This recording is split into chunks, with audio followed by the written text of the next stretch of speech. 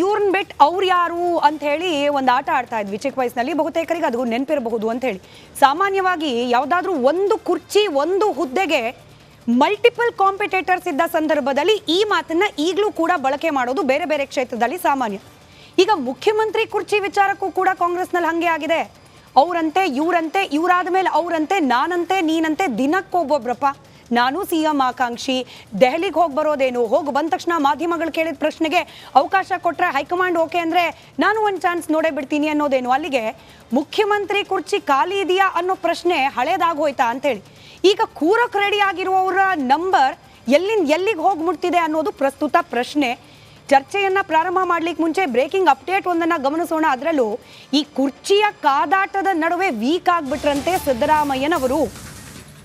ಒಂದು ಕಡೆ ಹಗರಣಗಳ ಮೇಲೆ ಹಗರಣ, ಆ ಹಗರಣದ ಉತ್ತರ ಕೊಡಬೇಕಾಗಿರೋ ಜವಾಬ್ದಾರಿ ಕೂಡ ಸರ್ಕಾರದ ಮುಖ್ಯಮಂತ್ರಿಯೂ ಆಗಿರುವ ಸಿದ್ದರಾಮಯ್ಯನವರ ಹೆಗಲಿಗೆ.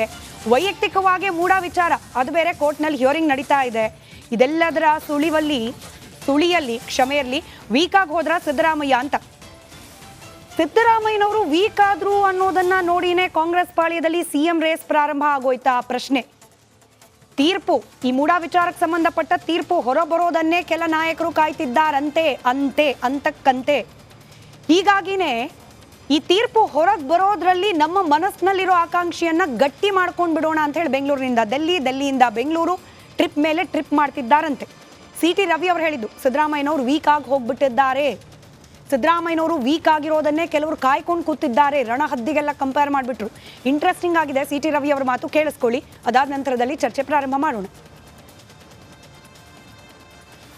ನಾನು ಅಂತೇಳುವಂಥ ಮುಖ್ಯಮಂತ್ರಿಗಳು ನಾನು ಮುಖ್ಯಮಂತ್ರಿ, ನಾನು ಸೀನಿಯರ್ ಅಂತ ಹೇಳ್ತಿರೋದು ನೋಡಿದ್ರೆ ಇವ್ರ ಪರಿಸ್ಥಿತಿ ತೊಡೆ ಮುರಿದುಕೊಂಡು ಬಿದ್ದಾಗ ದುರ್ಯೋಧನನ ಪರಿಸ್ಥಿತಿ ರೀತಿನಲ್ಲಿ ಸಿದ್ದರಾಮಯ್ಯನವ್ರದ್ದಿದೆ. ಅವ್ರನ್ನ ಕಿತ್ತು ತಿನ್ನುವ ರಣಹದ್ದುಗಳ ರೀತಿನಲ್ಲಿ ಅಲ್ಲೇ ಇದ್ದಾರೆ.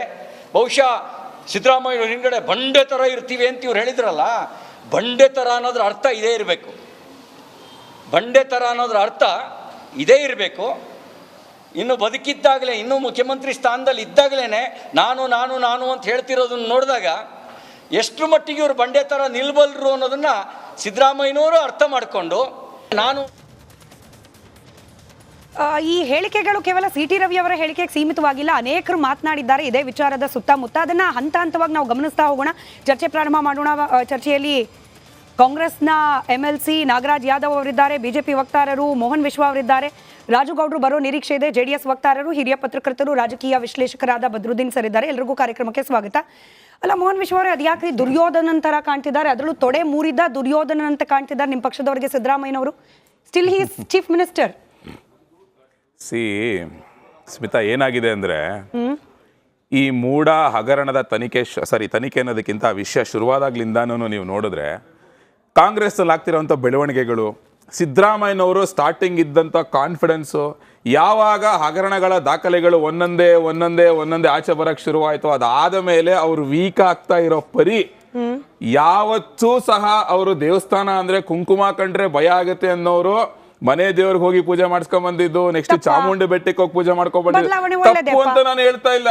ನಾನು ಹೇಳ್ತಿರೋ ಸಂಕಟ ಬಂದಾಗ ವೆಂಕಟರಮಣ ಅನ್ನೋ ಹಾಗೆ ಈಗ ಕಷ್ಟ ಬಂದಿದೆ, ನನಗೆ ಒಳ್ಳೇದ್ ಮಾಡಪ್ಪ ಅಂತ ಮಾಡಬಾರ್ದು ಕೆಲಸ ಮಾಡ್ಬಿಟ್ಟು ಹೋಗಿ ಕೇಳ್ಕೊಂತ ಇರೋದು. ದಟ್ ಕ್ಲಿಯರ್ಲಿ ಶೋಸ್ ಎಷ್ಟು ವೀಕ್ ಆಗಿದೆ ಅಂತ ಹೇಳ್ಬಿಟ್ಟು. ಈ ವೀಕ್ನೆಸ್ಗೆ ಮತ್ತಷ್ಟು ಆಡ್ ಮಾಡ್ಬೇಕು ಅಂತ ಹೇಳಿದ್ರೆ ಕಾಂಗ್ರೆಸ್ ಪಕ್ಷದ ನಾಯಕರು ಕೊಡ್ತಿರುವಂತ ಹೇಳಿಕೆಗಳು ಇನ್ನು ತೀರ್ಪು ನಾಡಿದ್ ಬರುತ್ತೆ. ಗೊತ್ತಾಗೋಗಿದೆ. ಕಾಂಗ್ರೆಸ್ನವ್ರು ಕೊಡ್ತಿರೋ ಹೇಳಿಕೆಗಳನ್ನ ನೋಡಿದ್ರೆ ತೀರ್ಪು ಏನು ಅಂತ ಕಾಂಗ್ರೆಸ್ನವ್ರಿಗೆ ಪಕ್ಕ ಗೊತ್ತಾಗೋಗ್ಬಿಟ್ಟಿದೆ. ಕೋರ್ಟ್ ಏನ್ ಹೇಳುತ್ತೆ ಅನ್ನೋದು ಅವ್ರಿಗೆ ಗೊತ್ತಾಗಿದೆ, ಅವ್ರಿಗೆ ಚೆನ್ನಾಗಿ ಗೊತ್ತಿದೆ. ಸಿದ್ದರಾಮಯ್ಯನವ್ರ ತನಿಖೆಗೆ ಒಳಪಡಲೇಬೇಕು, ಅವ್ರು ರಿಸೈನ್ ಮಾಡಲೇಬೇಕು ಅಂತ ಹೇಳಿ ಅದಕ್ಕೋಸ್ಕರನೇ ಅವರೇ ತೀರ್ಪು ಕೊಟ್ಕೊಂಡ್ಬಿಟ್ಟಿದ್ದಾರೆ ಕೋರ್ಟಿಂದ ಬರಕ್ ಮುಂಚೆ. ಅದಕ್ಕೆ ಈ ರೀತಿ ಹೇಳಿಕೆಗಳು ಬರ್ತಾ ಇರೋದು. ನೀವು ನೋಡಿ, ಪರಮೇಶ್ವರ್ ಹೇಳಿದ್ರು ನಾನು ಯಾಕೆ CM ಆಗ್ಬಾರ್ದು ಅಂತ. ಸತೀಶ್ ಜಾರಕಿಹೊಳಿ ಸೈಲೆಂಟ್ ಆಗಿ 2-3 ಸಲ ಡೆಲ್ಲಿಗೆ ಹೋಗಿ ಬಂದ್ರು. ಈಗ MB Patil global investor meet ಬಗ್ಗೆ ಏನೋ ಮಾತಾಡ್ಬೇಕು, ಅದಕ್ಕೋಸ್ಕರ ಹೋಗ್ತಾ ಇದೀನಿ ಡೆಲ್ಲಿಗೆ ಅಂತ ಕತೆ ಹೇಳ್ಕೊಂಡು ಅವರು ಡೆಲ್ಲಿ ಪ್ರಯಾಣ ಮುಂದುವರಿಸಿದ್ದಾರೆ. ಅದಕ್ಕೋಸ್ಕರ ಅದ್ರ ಜೊತೆಗೆ ಬೇರೆನೂ ಇದೆ ಅನ್ನೋದು ಉದ್ದೇಶ ನಿಮ್ದ ಮಾತಿನ? ಬೇರೆ ಏನೂ ಇಲ್ಲ, ಅದೇ ಉದ್ದೇಶನೇ. ಆಯ್ತಾ, ಒಂದು ಗಾದೆ ಹೇಳ್ತಾರಲ್ಲ, ಹಂಗೆ ಕಳ್ಳಂಗೊಂದ್ ಪಿಳ್ಳೆನೆವ ಅನ್ನೋಂಗೆ ಏನೋ ಹೇಳ್ಕೊಂಡು ಒಂದು ನೆಪ ಇಟ್ಕೊಂಡು ಹೋಗೋದು ಅಷ್ಟೇ. ನಂದು ಒಂದಿರ್ಲಿ ಅಂತ ನಾನು ಒಂದು ಟವಲ್ ಹಾಕೋದು ಅಂತ. ತಿರ್ಗಾ ದೇಶಪಾಂಡೆ ಅವರು ನಾನು ಹಿರಿಯನಿದ್ದೀನಿ, ನಾನು CM ಆಗ್ಬಾರದಂತ ಅವರು ಒಂದ್ ಕಡೆ ಹೇಳಿಕೆ ಕೊಡ್ತಾರೆ. ಆಯ್ತಲ್ಲ, ಇದಕ್ಕಿಂತ ಮುಂಚೆ ನೀವು ರಾಜಣ್ಣ, ಬಾಲಕೃಷ್ಣ, ಆಮೇಲೆ ತಿರ್ಗಾ ಇವರು ನಮ್ಮ ಚನ್ನಗಿರಿ ಶಾಸಕರಾದಂತ ಶಿವಗಂಗಾ ಅವ್ರು DK ಶಿವಕುಮಾರ್ ಅವ್ರ ಟೀಮು ಅವ್ರು ಕೊಟ್ಟಿದಂತ ಹೇಳಿಕೆಗಳಾಗ್ಬೋದು, ಇದೆಲ್ಲ ಅವ್ರುಗಳೇ ಕೊಡ್ತಾ ಇರುವಂತ ಹೇಳಿಕೆಗಳು. ಈ ಹಿಂದೆ ಇದ್ದಂತ ಸಿದ್ದರಾಮಯ್ಯನವರು ಸ್ಟ್ರಾಂಗ್ ಇದ್ದಿದ್ದರೆ ಇವರೆಲ್ಲ ಈ ರೀತಿ ಹೇಳಿಕೆ ಕೊಡ್ತಿದ್ರಾ? ಯಾಕಂದ್ರೆ 2013ರಿಂದ 2018 ನಡುವೆ ಸಿದ್ದರಾಮಯ್ಯ ಆಡಳಿತ ನಾವೆಲ್ಲರೂ ನೋಡಿದೀವಿ. ಯಾರು ಯಾವತ್ತು ಈ ರೀತಿ ಹೇಳಿಕೆಗಳನ್ನ ಕೊಟ್ಟು ಇಷ್ಟೊಂದು ಲೂಸ್ ಮಾತಾಡಿರ್ಲಿಲ್ಲ. ಅವ್ರು ಅದನ್ನ ಕಂಟ್ರೋಲ್ ಮಾಡ್ತಾ ಇದ್ರು. ಇವಾಗ ಇವ್ರು ಇಷ್ಟೊಂದು ಲೂಸ್ ಆಗಿ ಮಾತಾಡ್ತಿದ್ದಾರೆ ಅಂತ ಹೇಳಿದ್ರೆ ಒಂದ್ ಕಡೆ ಸಿದ್ದರಾಮಯ್ಯನವರು ವೀಕ್ ಆಗಿರೋದು ಪಕ್ಕ, ಅವರೇ ಜಡ್ಜ್ಮೆಂಟ್ ಕೊಟ್ಕೊಂಡ್ಬಿಟ್ಟಿದ್ದಾರೆ. ಸಿದ್ದರಾಮಯ್ಯ ರಾಜೀನಾಮೆ ಕೊಡ್ಲೇಬೇಕು, ಕೆಳಗೆ ಇಳಿಲೇಬೇಕು ಅನ್ನೋದು ಸ್ಪಷ್ಟವಾಗಿ ಗೊತ್ತಾಗ್ಬಿಟ್ಟಿದೆ. ಓಕೆ, ನಾಗರಾಜ್ ಯಾದವ್ ಜಿ, ಈಗ ನೋಡಿ ಅಪ್ಲಿಕೇಶನ್ಗಳು ಯಾವಾಗ ಹಾಕ್ಲಿಕ್ಕೆ ಶುರು ಮಾಡ್ತೀವಿ, ಒಂದು ವೇಕೆನ್ಸಿ ಇದೆ ಅನ್ನೋದು ಸ್ಪಷ್ಟವಾಗಿ ಗೊತ್ತಾದಾಗ, ಅಥವಾ ಇರೋರು ಆ ಜಾಗವನ್ನ ವೇಕೆಂಟ್ ಮಾಡಿ ಸದ್ಯದಲ್ಲೇ ಹೋಗ್ತಾರೆ ಅನ್ನೋದು ಗೊತ್ತಾದಾಗ, ಇದೆರಡು ಸಿಚುಯೇಷನ್ ಬಿಟ್ಟು ಇನ್ಯಾವ ಸಿಚುಯೇಷನ್ ಅಲ್ಲಿ ಅಪ್ಲಿಕೇಶನ್ ಹಾಕೋಕ್ ಹೋಗೋದು? ಇವಾಗ CM ಕುರ್ಚಿಯಲ್ಲಿ ಸಿದ್ದರಾಮಯ್ಯ ಇದ್ದಾರೆ, ಐದರ್ ಹಿ ಸ್ಟೆಪ್ಪಿಂಗ್ ಡೌನ್ ಅಥವಾ ಹೋಗೇ ಹೋಗ್ತಾರೆ ಅನ್ನೋದು ಖಾತ್ರಿ ಆಗ್ಬಿಟ್ಟಿದ್ಯಾ ಇವ್ರಿಗೆಲ್ಲ ಅಪ್ಲಿಕೇಶನ್ ಹಾಕಕ್ ಶುರು ಮಾಡಿದವ್ರಿಗೆ? ನಿಮ್ಮೆಲ್ಲ ಪ್ರಶ್ನೆಗೆ ಉತ್ತರ ಕೊಡ್ತೀನಿ. ಅವಾಗ ಹೇಗೆ ಪೇಷಂಟ್ಗೆ ನೀವು ಕೇಳ್ಕೊಂಡ್ರೆ ಅಡ್ಡ ಮಾತಾಡಲ್ಲ, ಹಂಗೆ ನಾನು ದಯವಿಟ್ಟು ಅಡ್ಡ ಮಾತಾಡಬೇಡಿ. ಮೊದಲನೇದಾಗಿ ಹೇಳ್ತೀನಿ ಕೇಳಿ, ರಾಜ್ಯದ ಮುಖ್ಯಮಂತ್ರಿಗಳು ಸಿದ್ದರಾಮಯ್ಯ ಅಂತಕ್ಕಂಥ ವೀಕ್ ಆಗಿರ್ತಕ್ಕಂಥದ್ದು ಬಿಜೆಪಿಯ ಮತ್ತು ವಿರೋಧ ಪಕ್ಷಗಳ ಹಗಲು ಕನಸು ಅನ್ನೋ ಮಾತು ಹೇಳ್ತಾ ಇದ್ದೀನಿ, ಅವರ ಭ್ರಮೆ ಅನ್ನೋ ಮಾತನ್ನು ಹೇಳ್ತಾ ಇದ್ದೀನಿ.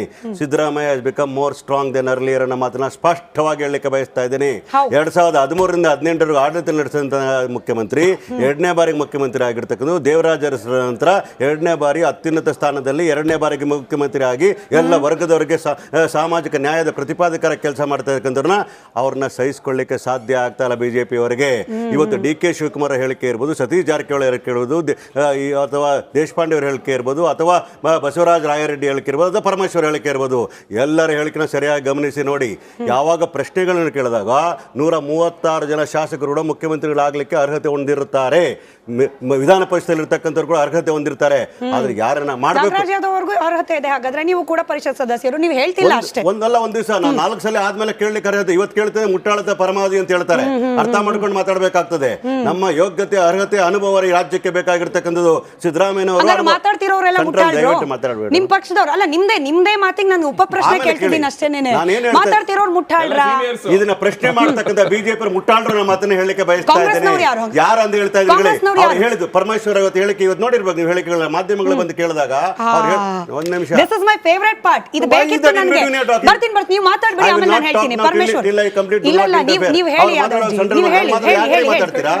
ಒಂದು ಡಿಬೇಟ್ ಚೆನ್ನಾಗಬೇಕಾದ್ರೆ ಒಂದು ಆಡಳಿತ ಜವಾಬ್ದಾರಿ ನಮಗೆ ಉತ್ತರ ಕೊಡಬೇಕಾಗುತ್ತೆ. ಅವ್ರು ಯಾಕೆ ಮಧ್ಯಪ್ರಿಯ ಮಾತಾಡ್ಲಿಲ್ಲ? ಅವರು ಆಡಳಿತ ನಡೆಸೋ ಪಕ್ಷದವರು ಹೆಚ್ಚು ಪ್ರಶ್ನೆ ನಿಮ್ಗೆ ಬರೋದು. ನನಗೆ 100 ಪ್ರಶ್ನೆ ಕೇಳಿ, ನನ್ನ ಉತ್ತರ ಆದ್ಮೇಲೆ ಮತ್ತೆ ಪ್ರಶ್ನೆ ಕೇಳಿ. ಡಿಬೇಟ್ ಚೆನ್ನಾಗಿರ್ಬೇಕಾಗ್ತದೆ, ಜನಗಳಿಗೋಸ್ಕರ ಹೇಳ್ಬೇಕು, ನಿಮಗೋಸ್ಕರ ಅಲ್ಲ. ನಾನು ಏನ್ ಹೇಳ್ತಾ ಇದ್ದೀನಿ ಅಂದ್ರೆ, ಸಿದ್ದರಾಮಯ್ಯನವರ ವಿಚಾರದಲ್ಲಿ ಬಂದಾಗ ಯಾರು ಕೂಡ ಎರಡನೇ ಮಾತಿಲ್ಲ. All 136 MLAs are with him ಅನ್ನೋ ಮಾತನ್ನ ಸ್ಪಷ್ಟವಾಗಿ ಹೇಳ್ತಾ ಇದೀವಿ. ಮುಖ್ಯಮಂತ್ರಿಗಳ ವಿಚಾರ ಬಂದಾಗ, ಮುಖ್ಯಮಂತ್ರಿ ಸ್ಥಾನದ ವಿಚಾರ ಬಂದಾಗ, ಮೂಡಾ ವಿಚಾರದಲ್ಲಿ ಖಂಡಿತವಾಗ್ಲೂ ಕೂಡ ರಾಜ್ಯ ಸರ್ಕಾರಕ್ಕೆ, ಶಾಸಕರಿಗೆ, ರಾಜ್ಯದ ಜನಗಳಿಗೆ ಗೊತ್ತಿದೆ. ಖಂಡಿತವಾಗ್ಲೂ ಕೂಡ ನ್ಯಾಯಾಲಯ ನಮ್ಮ ಪರವಾಗಿರ್ತಕ್ಕಂಥ ತೀರ್ಮಾನ ಕೊಡ್ತಾರೆ. ಗವರ್ನರ್ ನಡ್ಕೊಂಡಿರೋ ನಡೆಗಳು ಸರಿಯಾಗಿಲ್ಲ, ಅಸಂವಿಧಾನಿಕವಾಗಿರ್ತಕ್ಕಂಥ ವಿಚಾರಗಳಂತ ಎಲ್ಲರಿಗೂ ಗೊತ್ತಿರ್ತಕ್ಕಂಥ ವಿಚಾರ. ಹಾಗಾಗಿ ಮುಖ್ಯಮಂತ್ರಿ ವೀಕನ ಪ್ರಶ್ನೆ ಬರಲ್ಲ.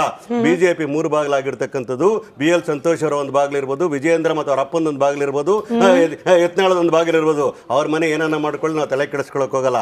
ಆದ್ರೆ ನಾನು ಹೇಳ್ತಾ ಇರ್ತಕ್ಕಂಥದ್ದು, ದೇಶಪಾಂಡೆ ಅವರ ಹೇಳಿಕೆ ಇರ್ಬೋದು, ಯಾರ್ದು ಹೇಳಿಕೆ ಇರ್ಬೋದು, ಅವೆಲ್ಲ ಹೇಳಿಕೆಗಳನ್ನು ನೀವು ಮರುಪರಿಶೀಲಿಸಿ ನೋಡಿ. 5 ವರ್ಷಗಳ ಕಾಲ ಸಿದ್ದರಾಮಯ್ಯನವರು ಮುಖ್ಯಮಂತ್ರಿ ಆಗಿರ್ತಾರೆ ಅಂತ ಹೇಳಿದ್ರು. ಇಷ್ಟು ದಿನ ಮೊದಲು ಡಿಬೇಟ್ ಮಾಡಿದ್ರೆ ಇದೇ ಚಾನಲ್ ಏನ್ ಗೊತ್ತೇನು, 2.5 ವರ್ಷದಿಂದ ಈಗ 2.5 ವರ್ಷ ಮರೆತು ಬಿಟ್ಟಿದ್ದಾರೆ. ಸಿದ್ದರಾಮಯ್ಯ ಬದಲಾವಣೆ ಅಂತ ಹೇಳ್ತಾರೆ. ಯಾವುದು ಸತ್ಯ ಅಲ್ಲ. ಒಂದು ಮಾತ್ರ ಸತ್ಯ ಏನು ಅಂತಂದ್ರೆ, ಈ ರಾಜ್ಯದ ಶಾಸಕರ ಬೆಂಬಲ ಇರೋರ್ಗೂ ಕೂಡ, ಹೈಕಮಾಂಡ್ ಆಶೀರ್ವಾದ ಇರೋರ್ಗೂ ಕೂಡ ಖಂಡಿತವಾಗ್ಲೂ ಯಾವುದೇ ಕಾರಣಕ್ಕೂ ಕೂಡ ಎಷ್ಟು ದಿನ ಇರುತ್ತೆ ಅನ್ನೋದು ಪ್ರಶ್ನೆ. 100 ಎಷ್ಟು ದಿನ ಇರುತ್ತೆ ಅಂದ್ರೆ, ಕಾಂಗ್ರೆಸ್ ಸರ್ಕಾರ 5 ವರ್ಷಗಳ ಕಾಲ ಇದ್ದೇ ಇರ್ತದೆ. ಮುಖ್ಯಮಂತ್ರಿ ಆಗಿ ಸಿದ್ದರಾಮಯ್ಯನವರ ಕಾಲ, ಹೈಕಮಾಂಡ್ ಆಶೀರ್ವಾದ ಇರೋರ್ಗೂ, ಶಾಸಕರ ಆಶೀರ್ವಾದ ಇರೋರ್ಗೂ ಖಂಡಿತ